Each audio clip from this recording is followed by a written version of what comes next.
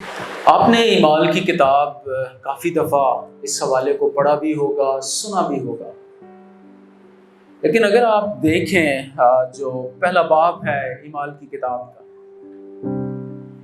کہ خداوند یسوع مسیح جو ہے وہ اپنے زندہ ہونے کے بعد تقریباً 40 دن، اور بڑا واضح لکھا ہے کہ وہ 40 دن جو ہے انہیں نظر آتا رہا۔ اس کو ہم کہتے ہیں کہ خداوند یسوع مسیح کی پوسٹ ریزوریکشن میٹنگز ہیں اپنے شاگردوں کے ساتھ۔ یہ نہیں ہے کہ وہ صرف نظر آیا اور جیسے کوئی سایہ ہے یا بھوت ہے یا کوئی چلاوا ہے، آیا اور غائب ہو گیا، ایسا نہیں ہے۔ وہاں پر کیا ہے کہ وہ ان کو بہت سارے ثبوتوں کے ساتھ ان کے ساتھ جو ہے وہ بیٹھتا ہے، کھاتا ہے، ایون کہ باتیں کرتا ہے ان کے ساتھ، ان کو سکھاتا ہے اور ان کو تعلیم دیتا ہے، اور یہ 40 دن تک یہ ہوتا رہا۔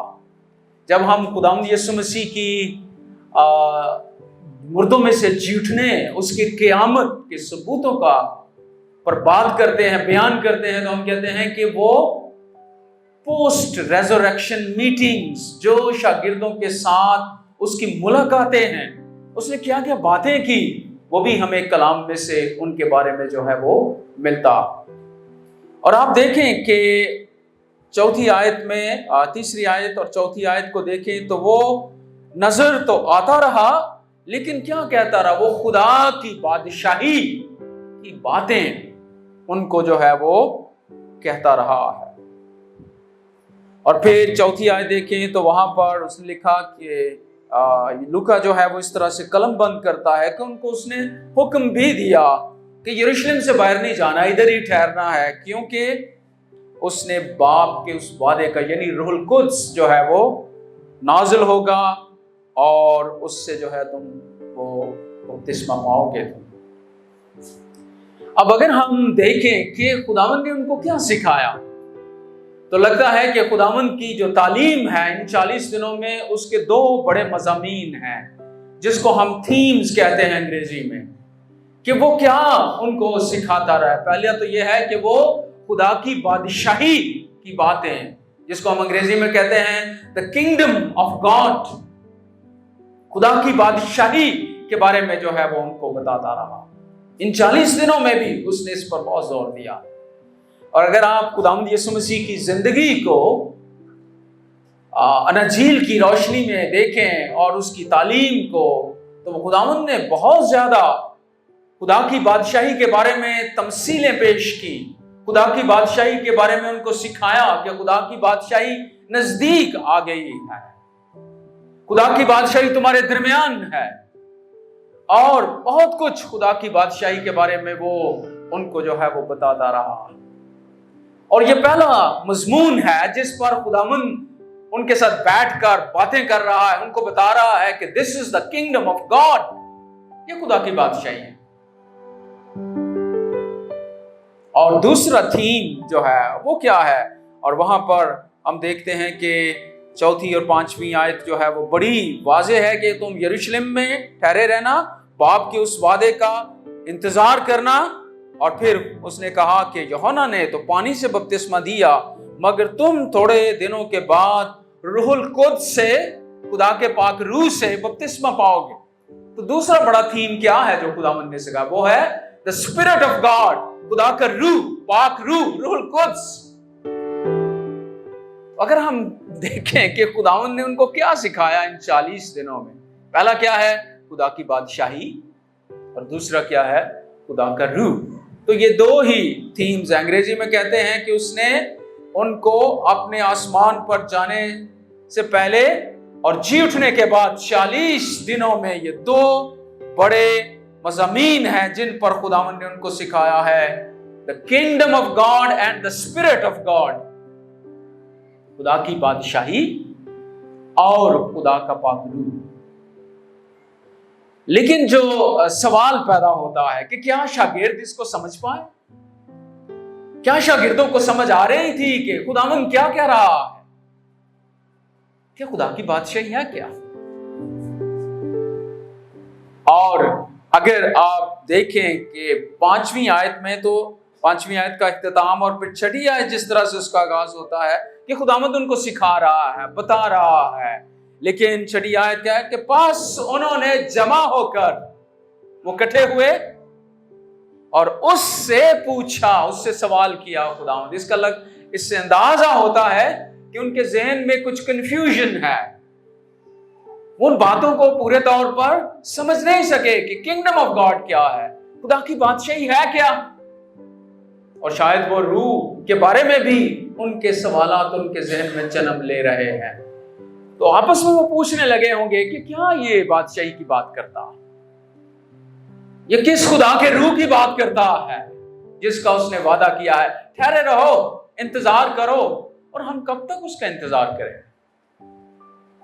لیکن شاید شاگردوں نے یہ بھی کہا ہوگا چلو بھائی اس سے پوچھ ہی لیتے ہیں، خداوند اگر دوبارہ جو ہے وہ ہم پر ظاہر ہو تو پھر ہم اس سے پوچھیں گے، اس سے سوال کریں گے کہ what is this, what is the kingdom of God, خدا کی بادشاہی ہے کیا۔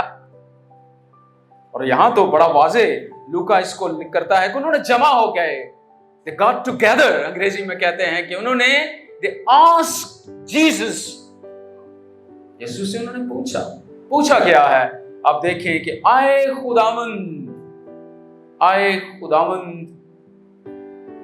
کیا تو اسی وقت اسرائیل کو بادشاہی پھر عطا کرے گا۔ اب سوال خداوند ان کو سکھا رہا ہے کہ the kingdom of God، خدا کی بادشاہی، اور وہ کیا کہہ رہے ہیں، اسرائیل کی بادشاہی۔ اگر آپ اس سوال کو دیکھیں کہ پوچھا کہ آئے خداوند، لارڈ آر یو، خداوند اسی وقت، اگر آپ جب ہم لینگم بھی پڑھاتے ہیں اور پادری بوئز اور کچھ یہاں کے نوجوانوں نے، تو اس میں ہم کیا کہتے ہیں کہ اس سوال کو ہم کیا کریں، اس کا جائزہ لیں، اس کو انالائز کریں، اس کو آبزرو کریں، اور اگر ہم کچھ گرامر بھی ہمیں آتی ہے انگریزی کی یا اردو کی، تو دیکھیں کہ اس میں وربز کتنے ہیں، کتنے فعل ہیں، کتنے ناؤنس ہیں، کتنے پروناؤنس ہیں، کتنے ایڈجیکٹیوز ہیں، کتنے ایڈوربس ہیں، اور ان کا مقصد کیا ہے کہ ہم ٹیکسٹ کو، متن کو اچھے طریقے سے سمجھ پائیں کہ اس میں ہے کیا۔ اور اگر آپ دیکھیں کہ اس میں جو ناؤن بھی ہے اور اس میں ورب بھی ہے اور اس میں ایڈورب بھی ہے۔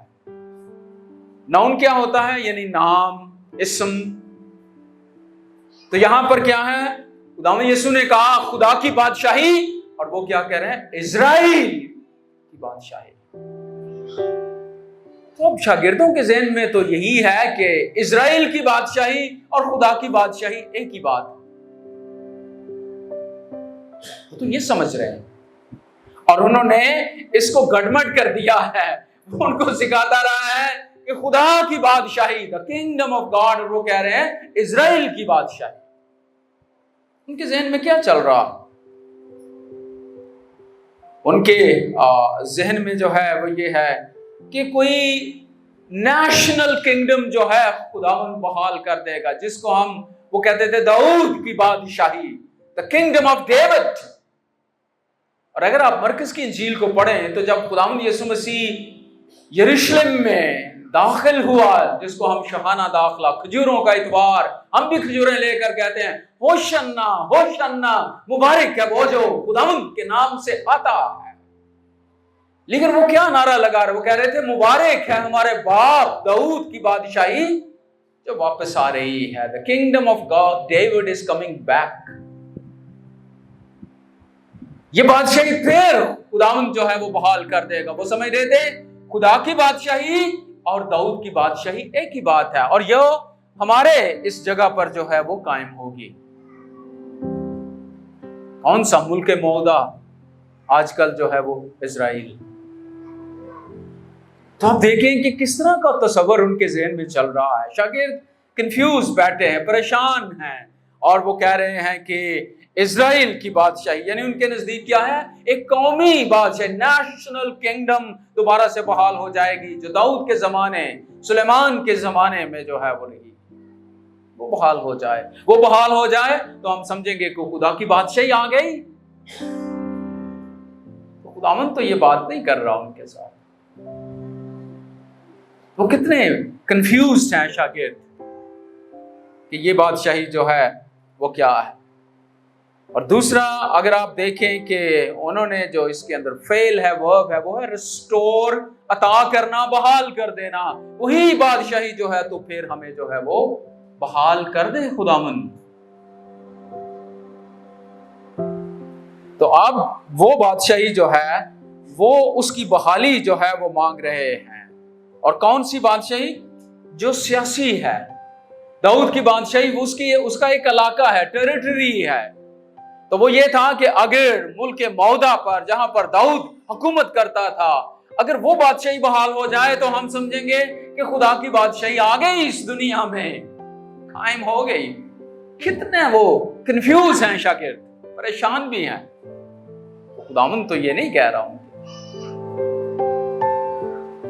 اور آپ سوچیں کہ شاگرد کس طرح کی پریشانی، مخمصے، تذبذب اور کس طرح کی کنفیوژن کا جو ہے وہ شکار ہے. اور پھر ایک تیسری جو بات ہے وہ یہ ہے کہ وہ کہہ رہے ہیں کہ اسی وقت انگریزی کا ٹرانسلیشن پڑھیں تو لکھا ہوا ایٹ دس ٹائم، فوراً تو یہ بادشاہی بحال کر دے. ان کو یہ تھا کہ ابھی اس نے کہا ہے اور ابھی ہم جائیں اور بحال ہو جائے. اور جب وہ یروشلم میں داخل ہو رہا تھا یہی وہ امیدیں لے کر بھی شاگرد بھی اور بہت سارے لوگ اس کے پیچھے چل رہے تھے کہ ہوشنا، مبارک ہے، ابھی ہمارے باپ داؤد کی بادشاہی بحال ہونے جا رہی ہے. اور اگر یہ بحال ہو جائے تو ہم سمجھیں گے کہ خدا کی بادشاہی بحال جو ہے وہ ہو گئی اسی وقت، فوراً. آپ دیکھیں کہ ان کے ذہن میں کتنے سوالات جو ہے وہ چل رہے ہیں، پریشان بھی ہیں. لیکن ہم یہ کہہ سکتے ہیں کہ وہ خدا کی بادشاہی کو، کہ اس کی نوعیت کیا ہے، اس کی نیچر کیا ہے. انگریزی میں ہم کہتے ہیں they misunderstood the nature of the kingdom of God. اس کو بالکل مس انڈرسٹینڈ کر گئے، کنفیوز ہو گئے کہ یہ خدا کی بادشاہی جو ہے وہ یہ ہے کیا، کیونکہ وہ تو اسرائیل کے ساتھ اس بادشاہی کو جوڑ رہا ہے. تو کبھی کبھی آج بھی لوگ خدا کی بادشاہی کو اس طرح سے کبھی سمجھنے میں جو ہے وہ کبھی ناکام رہتے ہیں. لیکن خداوند نے ان کو جواب کیا دیا ہے. اب ہم سوال تو انہوں نے کیا کہ یہ بادشاہی کس طرح کی ہوگی، اور اسی لیے وہ کہہ رہے تھے کہ یوحنا اور یعقوب کی ماں تو جو خداوند کے کزن بھی تھے اور وہ خداوند کی آنٹی بھی لگتی ہے، وہ آ کے کہنے لگی کہ جب تو اپنے جلال میں آئے، اپنی بادشاہی میں آئے تو میرا ایک بیٹا تیری دائیں طرف اور ایک بائیں طرف بیٹھ جائے تاکہ تیرے ساتھ بیٹھ کر اسرائیل پر وہ حکومت کریں. اور اسی لیے ان کے درمیان ایک بحث بھی چل رہی تھی کہ ہم میں سے بڑا کون ہے، تیری بادشاہی میں میرا کیا عہدہ ہے، میری کیا پوزیشن ہے، مجھے کیا ملے گا. آج کل جس طرح سے ہوتا ہے مجھے کون سی منسٹری ملے گی، میں کون سا وزیر بنوں گا. شاگردوں کے ذہن میں یہ سارا کچھ جو ہے وہ چل رہا. لیکن خداوند نے ان کا جواب کیا دیا. آپ دیکھیں کہ ایک تو خداوند نے کہا اور خدا کے روح کو بھی وہ انڈرسٹینڈ نہیں کر پائے، لیکن اس کے بعد خداوند نے کیا کہا، اس نے ان سے کہا کہ ان وقتوں اور میعادوں کا جاننا جنہیں باپ نے اپنے اختیار میں رکھا ہے تمہارا کام نہیں. ایک تو خداوند نے بڑا اسٹریٹ فارورڈ ان کو جواب دیا، لیکن دوسری آیت میں سارا کا سارا بھید جو ہے 8ویں آیت میں چھپا ہوا ہے کہ خداوند نے ان کو کہا کیا. خداوند نے کہا لیکن جب روح القدس تم پر نازل ہوگا تو کیا پاؤ گے، تم قوت پاؤ گے، اور یروشلم اور تمام یہودیہ اور سامریہ میں بلکہ زمین کی انتہا تک میرے گواہ ہو. یہاں پر دو باتیں ہیں، جس طرح سے وہ کنگڈم آف گاڈ کو اور اسپرٹ آف گاڈ کو وہ انڈرسٹینڈ نہیں کرے، سمجھ نہیں پائے، ان کے ذہن میں کچھ سوالات چل رہے ہیں، اور خداوند نے بھی دو ہی باتوں کے ساتھ ان کو جواب دیا. پہلا کیا ہے، تم قوت پاؤ گے، پاور، طاقت تمہیں مل جائے گی. آپ اندازہ کریں کہ جب خداوند نے کہا کہ تم قوت پاؤ گے، تمہیں قدرت، طاقت جو ہے، پاور ملے گی، تو وہ کیا سوچ رہے تھے؟ ان کے ذہن میں شاید یہ بھی چل رہا ہو کہ یہ طاقت اور قوت جو ہے یہ ویسی ہے جس کے ساتھ ہم رومیوں کو تہس نہس کر دیں گے. ہم ان کو جو ہے وہ جس طرح سے مسیح خداوند کے ساتھ وہ 2 ڈاکو لٹکائے، ہم تو سمجھتے ہیں شاید وہ چور یا کوئی چکے یا کوئی اس طرح کے کوئی پیسے چوری کرنے میں ڈاکہ ڈالنے والے لوگ تھے. وہ یہ نہیں تھے. وہ کیا تھے؟ وہ گوریلا فائٹرز تھے، ایسے جو رومیوں کے خلاف لڑتے تھے، حملہ کرتے تھے، چھپ جاتے تھے.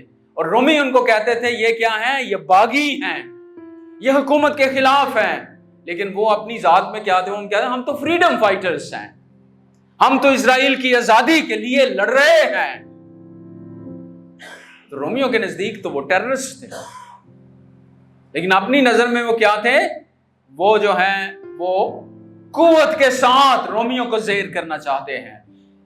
اسرائیل کی بادشاہی کو اور داؤد کی بادشاہی کو کیسے بحال کرنا چاہتے ہیں؟ جیسے یہودا مکابی نے کی، تلوار اٹھائی اور جو ہے وہ ان کو زیر کر دیا اور پھر اپنی جو ہے وہ بادشاہت کا. ان کے ذہن میں یہی چل رہا ہے، یہ والی طاقت ہمیں مل جائے.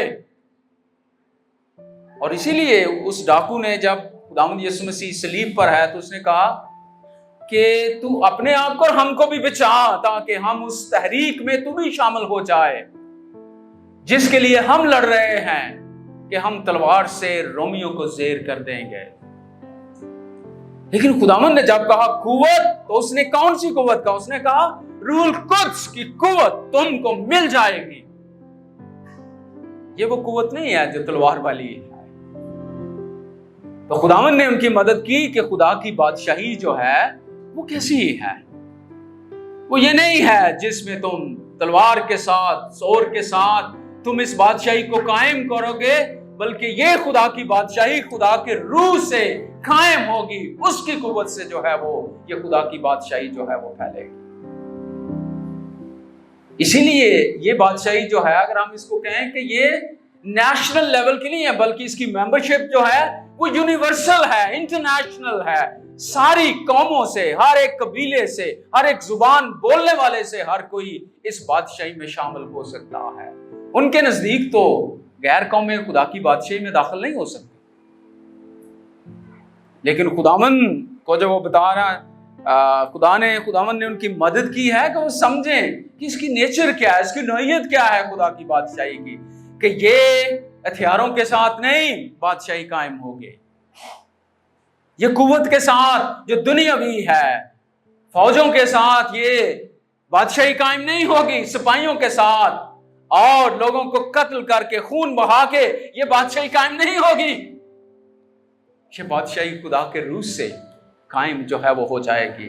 اور یہ کوئی ٹیریٹری نہیں ہے، بلکہ یہ لوگوں کی زندگی میں خدا کی بادشاہی جو ہے وہ قائم ہوگی. جب ہم خدا کی بادشاہی کی بات کرتے ہیں تو پھر یہ ٹیریٹری کی بات نہیں کرتے، بلکہ انسان کا دل اور لوگوں کی زندگیاں ہیں جہاں پر خدا کی بادشاہی قائم ہوتی ہے، جہاں پر لوگ مسیح کو اپنی زندگی کا بادشاہ جو ہے وہ تسلیم کرتے ہیں. اسی لیے اگر آپ تاریخ پڑھتے ہیں، یا جو بچے آج کل بہت زیادہ پڑھائی کا شوق رکھتے ہیں، تو انہوں نے پڑھا ہو فرانس کا جو انقلاب فرانس ہے، اور اس کے بعد کس طرح سے جو ہے نپولین بوناپارٹ جو ہے وہ آ گیا، اور وہ ایک بہت بڑا سورما تھا، بہت اس نے جنگیں کی اور فرانس کو بہت ایک بڑی قوت بنا دیا اس نے اتنی جنگیں کی.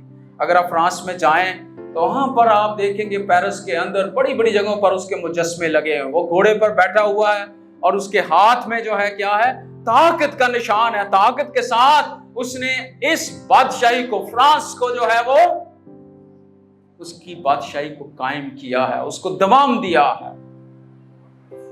لیکن پھر نپولین بوناپارٹ اپنی ساری فتوحات کر کے اپنے ایک نتیجے پر پہنچتا لکھتا ہے. وہ اس نے لکھا کہ میں نے، اور پھر وہ اسکندر اعظم کا ذکر بھی کرتا ہے. وہ کہتا ہے کہ مائی کنگڈم اینڈ الیگزینڈرز کنگڈم.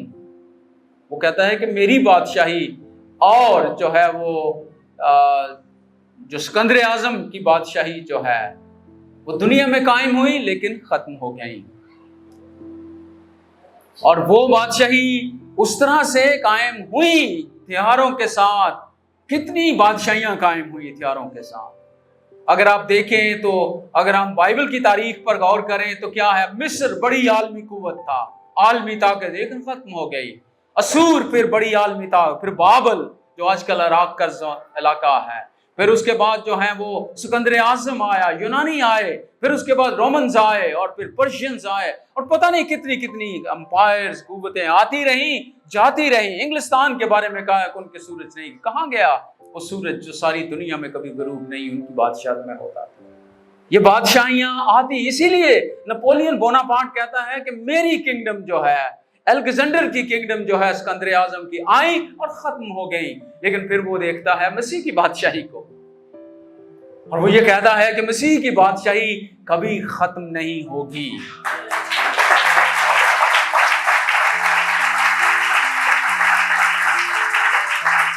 اور پھر اس نے جواب بھی دیا ہے، وہ کہتا ہے کیوں مسیح کی بادشاہی؟ اس نے کہا ہم نے دنیا کو زیر کیا ہے. انگریزی میں لکھتا ہے کہ we conquered، ہم نے زیر کیا ہے، ہم نے فتح کیا ہے with weapons، ہتھیاروں کے ساتھ. لیکن جیزس کی کنگڈم جو ہے وہ ہتھیاروں کے ساتھ نہیں، بلکہ وہ محبت، معافی کے ساتھ جو ہے وہ دنیا میں قائم ہوئی ہے.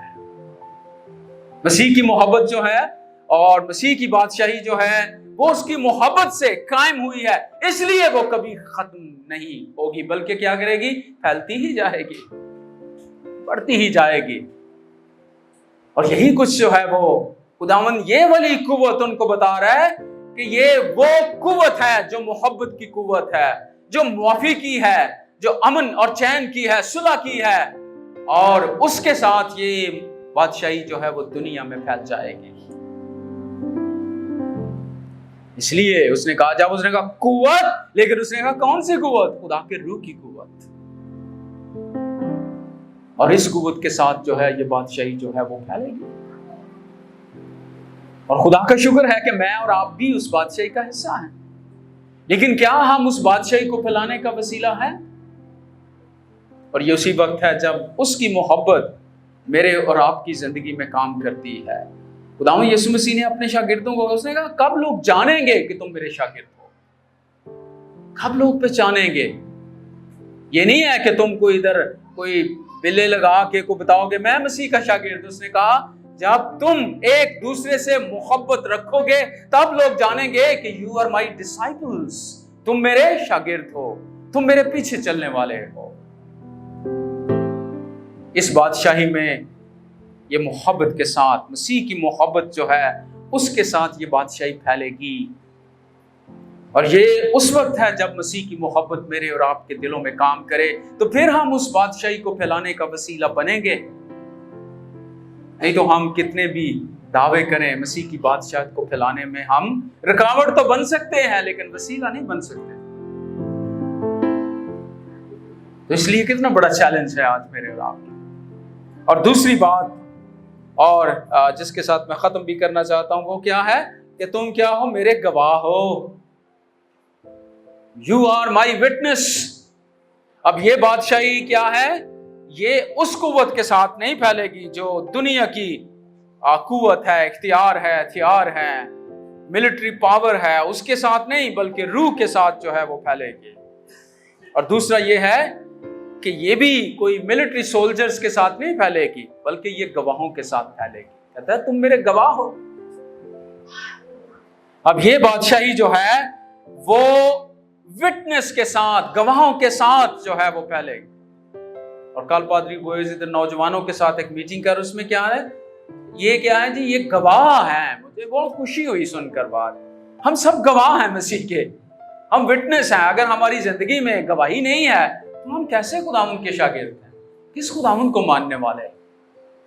تو خداوند نے کہا کہ تم زمین کی انتہا تک جو ہے وہ میرے گواہ ہو. گواہوں کے ساتھ یہ بادشاہی پھیلے گی خداوند کی.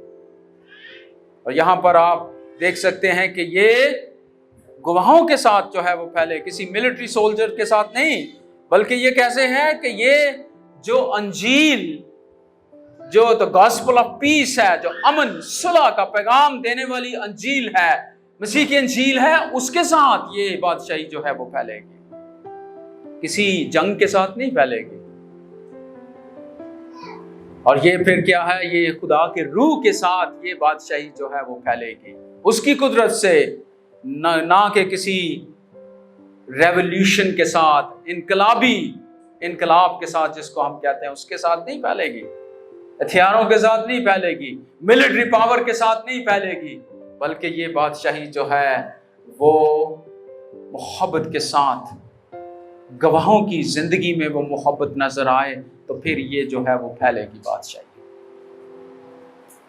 اب بطور مسیحی ہمارے لیے کتنا بڑا چیلنج ہے اس پاکستان میں.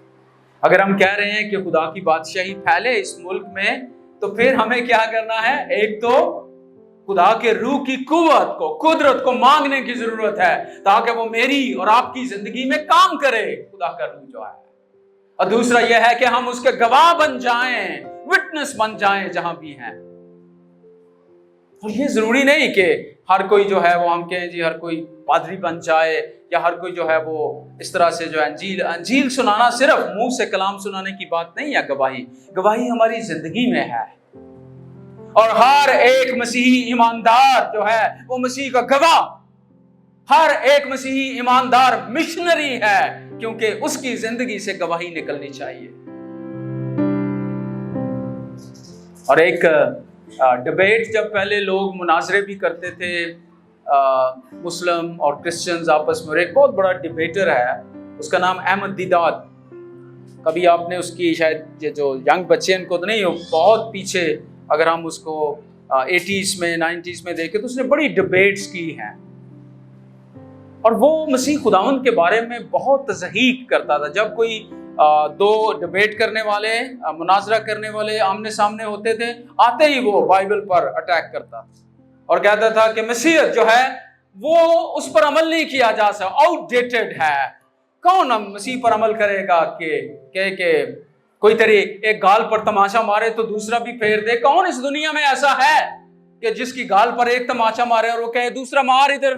وہ تو کہے گا میں تو تیرے برابر کا تیرے جو ہے وہ ایک ماروں گا. اس طرح کی دنیا ہے یہ. تو مسیح کی تعلیم پر کون عمل کر سکتا ہے؟ مسیح نے کہا کہ کوئی تیرا ایک کرتا لے تو اس کو دوسرا دے دے. کوئی تو اگر ایک تجھے جو ہے وہ لے کر جانا چاہے اپنے ساتھ مدد میں ایک کوس، تو اس کے ساتھ دو کون کرے گا؟ اس نے کہا مسیحیت یہ ساری آؤٹ ڈیٹڈ ہے. جب یہ باتیں کر رہا تو ایک مسیحی بھی ادھر بیٹھا ہوا تھا، وہ پروفیسر تھا اس یونیورسٹی میں. یہ ملیشیا کی یونیورسٹی میں بہت ڈبیٹ بڑی ہو رہی، ہزاروں کی تعداد میں لوگ بیٹھے. اس نے کہا مسٹر احمد دیداد، جو کچھ بھی تو کہتا ہے وہ تیری قائلیت ہے یا جو ہے، لیکن تم میرے مسیح کے بارے میں کیوں اس طرح کے الفاظ بولتا جو میرے دل کو ٹھیس لگتی ہے، مجھے دکھ ہوتا ہے، درد ہوتا ہے، مجھے چبھتے ہیں تیری یہ باتیں، کیونکہ میں مسیح سے محبت کرتا ہوں. اور احمد دیداد نے اس کو کہا کہ پھر تو اوپر آ جا، میں تجھے بھی بتاتا ہوں کہ میں کیوں ایسی باتیں کرتا ہوں. وہ جب آیا تو کہتے ہیں آتے ہی اس نے ایک تھپڑ اس کی گال پر مارا، اور پروفیسر لی کہتا ہے کہ میری آنکھوں میں جیسے اندھیرا چھا گیا، اتنی زور کے ساتھ پڑا. اس نے کہا تیرے مسیح نے کہا ہے کہ تو دوسرا بھی میری طرف ہے. تو پروفیسر لی نے کہا کہ میں نے خداوند سے اپنے دل میں دعا کی کہ خداوند آج اس شخص کے سامنے مجھے اپنا گواہ جو ہے وہ بننے کا فضل دے. اور اس نے اپنا گال پھینک دیا. تو اس نے دوسرا تھپڑ تو نہیں مارا. اس نے کہا اچھا چلو میں اس ڈرامے کو شارٹ کر دیتا ہوں. اس نے کہا یہ جو تو نے شرٹ پہنی ہے یہ اتار دے، تیرے مسیح نے کہا یہ مجھے دے. اور وہاں پر اس کی سٹوڈنٹس بھی بیٹھی ہوئی ہیں، خواتین بھی بیٹھی ہوئی ہیں، حضرات بھی. تو اس کے لیے یہ ایک شرم کی بات ہے کہ ایک شخص، ایک پروفیسر جو ہے اتنے بڑے مجمع میں جو ہے وہ اپنی شرٹ اتارے. اس نے اتار دی، اس نے دے دی اس کو. اور دعا اس کی یہی ہے خداوند آج اس شخص کے سامنے مجھے اپنی محبت کو اور اپنی گواہی کو پیش کرنے کا تو فضل دے. اس نے کہا چلو میں اور اس کو شارٹ کر دیتا ہوں. اس نے کہا یہ ٹراؤزر، یہ پینٹ جو پہنی ہے یہ بھی اتار دے. اور پروفیسر لی کہتا ہے کہ اس نے وہ اپنی پینٹ بھی اتار کر اس بڑے مجمع سے وہ جو ہے وہ نکل گیا.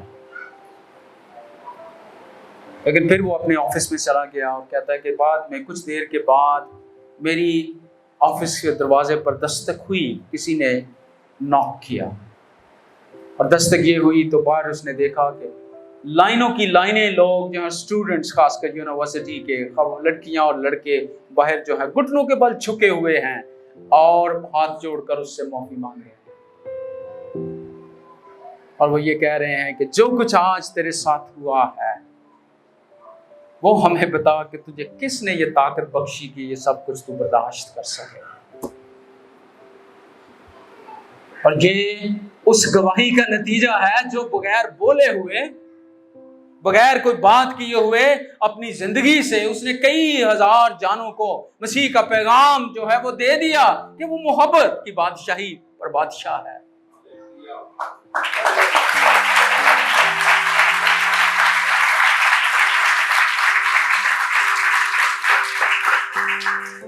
لیکن شاید پروفیسر لی کی طرح کی گواہی ہمیں اپنی زندگی میں رکھنے کی ضرورت ہے، اور میں اور آپ جب اپنی زندگی کا جائزہ لیں تو ہم بڑے کمزور پڑ جاتے ہیں، لیکن اس نے کہا کہ تم میرے گواہ ہو، یو آر مائی وٹنس۔ اگر تم چاہتے ہو کہ میری بادشاہی میں میرے ساتھ مل کر اس کو پھیلانے کا وسیلہ بنو تو پھر میرے گواہ بن جاؤ۔ تو اگر ہم اپنی زندگی میں کوئی گواہی نہیں رکھتے تو پھر ہم کیسے مسیحی ہیں؟ ابتدائی کلیسیا کی زندگی کا دیکھ کے کیسے وہ پھیل رہی تھی؟ کیوں؟ گواہوں کی وجہ سے۔ وہ گواہ تھے مسیح کے، ان کی زندگی سے گواہی نکلتی تھی، چلتے ہوئے، پھرتے ہوئے، بیٹھتے ہوئے، اٹھتے ہوئے لوگ ان کو دیکھ رہے تھے، یہ کیا ہیں؟ یہ مسیح کے گواہ ہیں۔ اور آج یہی چیلنج میں آپ کے ساتھ چھوڑنا چاہتا ہوں کہ ہم کس بادشاہی کی پھیلانے کا جو ہے وہ اعلان تو کر رہے ہیں، خدا کی بادشاہی، لیکن کیا ہم واقعی اس کے گواہ ہیں؟ کیا واقعی ہم خدا کے روح کی طاقت سے، اس کی قدرت سے لبریز ہیں؟ اور خدا کے روح کے بغیر تو گواہی ناممکن ہے۔ تو اس لیے آج جو میں آپ کے ساتھ چیلنج چھوڑنا چاہتا ہوں کہ ہم سب مل کر، ہر ایک شخص کا، جوان ہے، کسی بھی عمر کے حصے میں ہے، مرد ہے، خاتون ہے، جہاں بھی ہم ہیں، ہم سب مسیح کے گواہ ہیں۔ لیکن سوچنے کی بات یہ ہے، چیلنج میرے اور آپ کے لیے یہ ہے کہ ہم کس طرح سے اپنی زندگی سے اس کی گواہی جو ہے وہ پیش کر رہے ہیں۔ اور ابتدائی کلیسیا کے لیے لوگ کیا کرتے تھے؟ یہ چلتی پھرتی انجیلیں ہیں، لوگ ان کو، انجیل کو ان کی زندگی سے ہی پڑھ لیتے کیونکہ وہ گواہ تھے۔ اور آج مجھے اور آپ کو، اور خاص کر پاکستان کی کلیسیا کو اور ایف جی اے کی اس کلیسیا کو اور یہاں نارووال کے ارد و گرد میں، ہم اپنے آپ کو مسیح کے گواہ ہونے کے لیے پیش کریں، تاکہ مسیح کی جو بادشاہی ہے وہ پھیلتی جائے، پھر ہی ہم اس بادشاہی کو پھیلانے کا وسیلہ بن سکتے ہیں۔